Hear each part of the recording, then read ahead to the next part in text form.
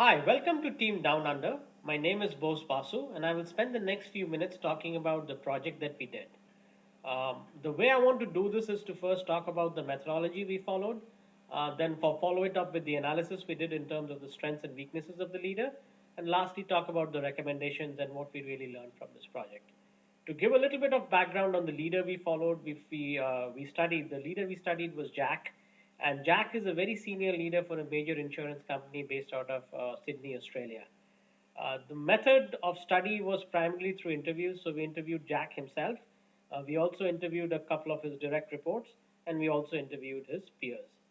And the way we did this interview was firstly we would prepare a sort of an interview guide based on some of the the dimensions of leadership that we would be interested in studying. Again, based on some of the course concepts we learned, and we would interview in pairs. So there would be one individual who would be physically there in Australia, the other person here based out of based out of here in the US would actually be taking notes and doing the analysis.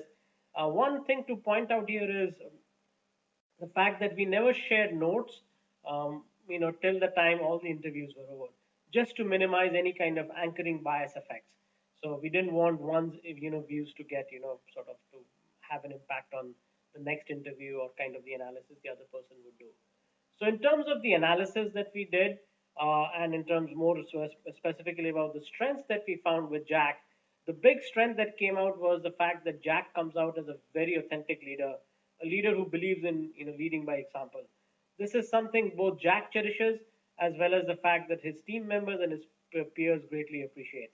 There is no second guessing Jack. Jack is extremely predictable, and that makes it very easy for people to actually work with Jack. The second thing that comes out as a strength for Jack is the fact that Jack provides a very high quality of contextual leadership.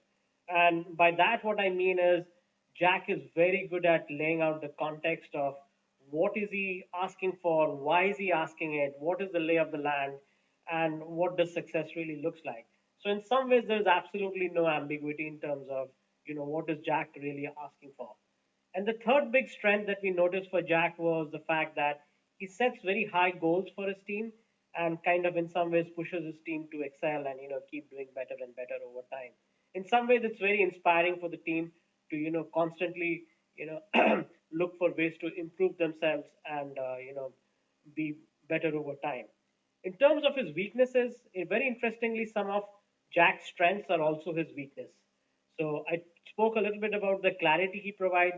At times, some of the clarity he provides can actually go too far and be very prescriptive. In some ways, he might actually tell people, hey, do this. By the way, this is how you would do it.